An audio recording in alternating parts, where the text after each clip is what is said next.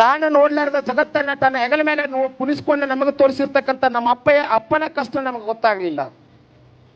ನಮ್ಮ ಅಪ್ಪನ ಕಾಲಾಗಿನ ಚಪ್ಪಲು ಯಾ ಆಕಾರ ಪಡ್ಕೊಂಡೈತಿ ಅಂತೇಳಿ ಒಂದು ಕ್ಷಣ ನಾನು ವಿಚಾರ ಮಾಡಿದೀನಿ ಅಂತಂದ್ರ ನನ್ನ ಕೈಯಾಗಿನ 20,000 ರೂಪಾಯಿ ಮೊಬೈಲ್ ಅದ್ರ ಮುಂದೆ ಏನು ಆ ರೊಕ್ಕ ಎಲ್ಲಿಂದ ಬತ್ತು?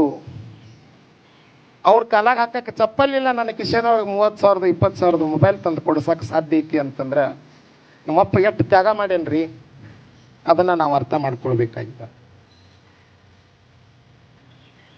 ಬಹಳಷ್ಟು ಅವಕಾಶಗಳನ್ನ ನಮಗೆ ಮಾಡಿಕೊಟ್ಟಿದ್ದಾರೆ. ಬಹಳಷ್ಟು ಅವಕಾಶಗಳನ್ನ ನಮಗೆ ಮಾಡಿಕೊಟ್ಟಾಗಲೂ ಕೂಡ ನಾವು ಇನ್ನೂ ಬದುಕಲಿಲ್ಲ ಅಥವಾ ಇನ್ನಷ್ಟು ಚಂದಾಗಿ ಜೀವಿಸ್ಲಿಲ್ಲ ಅಂತಂದ್ರೆ ನಮ್ಮ ತಂದೆಗೆ ನಾವು ಮಾಡುವಂಥ ದೊಡ್ಡ ಮೋಸ ಆಗ್ತದ. ಪಕ್ಕಕ್ಕೆ ನನ್ನ ತಂದೆ ತಾಯಿ ಕೂತಾಗ ನಾವು ಏನು ತಪ್ಪು ಮಾಡಿದೀವಪ್ಪ ಅಂತಂದ್ರೆ ಅವರನ್ನ ಮಾತಾಡಿಸ್ಲಾರ್ದ ನನ್ನ ಕೈಯೊಳಗಿರ್ತಕ್ಕಂಥ ಮೊಬೈಲ್ನಾಗ ಕುತ್ಕೊಂಡು ಯಾರಿಗೋ ಹಾಯ ಮತ್ತೊಬ್ಬರಿಗೋ ಬಾಯ ಅನ್ಕೋತ ಅವರಿಗೆ ಕೊಡೋ ಟೈಮ ಇಲ್ಲಿ ಮತ್ತಾರಿಗೋ ಕೊಟ್ಟು ನನ್ನ ಜೀವನ ಹಾಳು ಮಾಡಾಕತ್ತೀನಲ್ಲ, ಇವ್ರು ಸಿಗೋರೇನು ಮುಂದ?